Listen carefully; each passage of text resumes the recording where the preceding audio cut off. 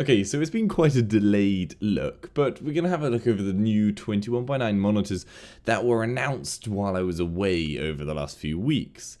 So the new big summer news for us was the selection of new 21x9 monitors.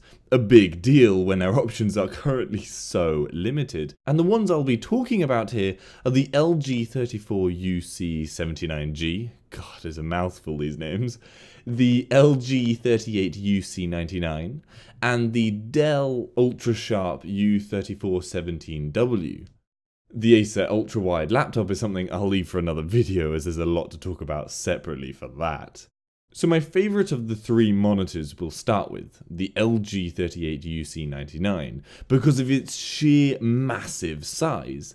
With a resolution of 3840 by 1600 at 38 inches wide, is 24% larger than 34-inch 3440 by 1440p monitors. I'm not quite sure why they chose the 1600 pixels in height. The 3840 makes sense, as it's exactly twice the width of 1080p, but yeah, the 1600 I'm not sure, because it doesn't really seem to fit nicely into any other current resolution figure. Anyway, other cool features built into this monitor include a built-in Bluetooth option, which is potentially useful. You are supposed to use it with built-in speakers, but I hope it can be used to pump music out of your own speakers in some way, or just use the Bluetooth connection as a normal one if you don't have a Bluetooth connection already in your PC. Hence why I'm mentioning this, because I don't have one and I really want a Bluetooth connection in my PC. Furthermore, it has a USB-C connection, again a nice addition for those of us without a USB-C port in our PC already, and an improved on-screen control panel. After using LG's monitors before, I must say that they have always been my favourite for screen menus, for their ease of use and just provided settings. And they've gone a step further here and provided software that you can interact with your mouse, just on your computer like normal, to change your screen settings even more easily. Now the screen has also got AMD FreeSync built in, obviously with the intention that it can be used for gaming. However, whilst it is listed as having a 14 millisecond response time, totally not usable for gaming, they are toting that it has a 5 millisecond G2G, grey to grey response time, which is, as far as I can understand, more of a marketing thing to say it's not 14 milliseconds but just 5 milliseconds. But that comes with a caveat that it seems colors will be affected, and I'm not really sure what else will be. I can't get a good explanation of what grey to grey means over what I'm assuming just black to black is normally for response time. But if you know the full description, I'd love to see it in the comment down below.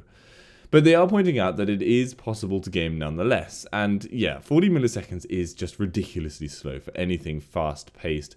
So this is a topic I would like to return to once it's been played around with on this monitor, and some people have actually tested it, so we can get a real-world example of the difference between the two, and what impact it will have on your visual quality. Now, a feature I am very interested in is the dual link up, which allows a step up from just dual screening. In theory, you can transfer content between a Mac and a Windows computer whilst on screen. So if the Mac is on the left and the Windows on the right, you can just drag and drop your content from one to the other. Now, the full extent of this ease of use will be seen in the future, but it's something that I would love to see a lot more of, as it has some fantastic potential for those working on both platforms. And finally, the last stats. It's only rocking a 60Hz refresh rate, but that's surprising no one. It's got 110 ppi, which, when compared to a 3440 by 1434-inch screen, is exactly the same, and hence I'm guessing why they went with 1600 as the vertical height. The only caveat to getting all this tech? It costs a big packet of money. At roughly $1,500, probably like £1,300, is an expensive beast, and only for those with a lot of money to throw around. This is no casual screen. Now, the second screen I want to talk about is the LG 34UC79G, a 2560 by 1080 monitor. The reason I like this screen is it's 144Hz, a fantastic refresh rate that is all too sparse at 21:9. Pair this with AMD's FreeSync and you have a very worthy gaming monitor.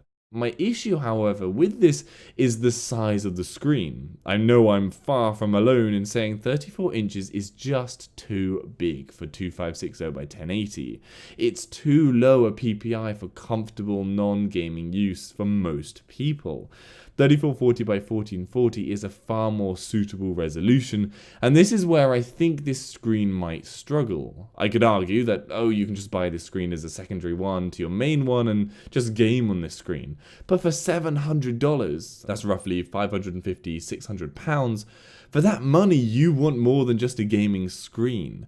So yeah, it is a difficult spot, and I am interested to see how it's welcomed. Now the final screen I want to talk about is the Dell Ultrasharp U3417W, the step up from its U3415W of last year. The difference between the two is really down to a new chassis and significantly increased curvature.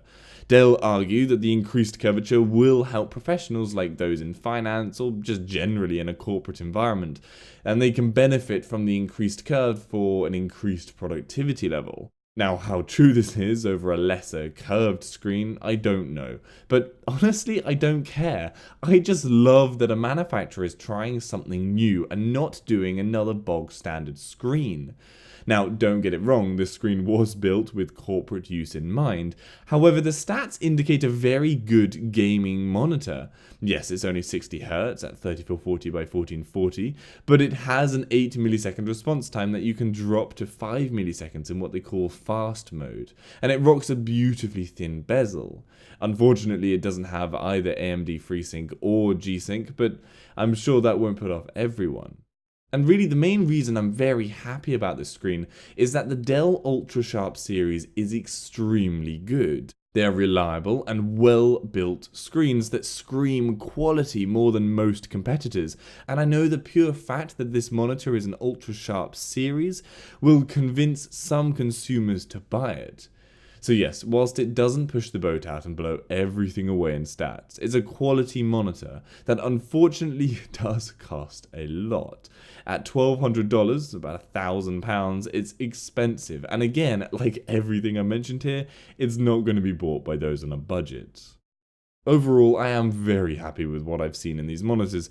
It shows the manufacturers are serious about supporting 21:9 and are willing to push the boundaries and try new and different things within that space, which in itself makes the ultra-wide market far more interesting than that of its 16:9 counterpart. The only point I must make finally, however, is the major issue for most: price. All these screens are ridiculously expensive, and ultra-wide monitors just unfortunately are currently expensive. However, the great thing is that with these new screens releasing, it's forcing the older models to fall in price to more attainable levels for those of us on a smaller budget, and so that's the positive to look for, I suppose.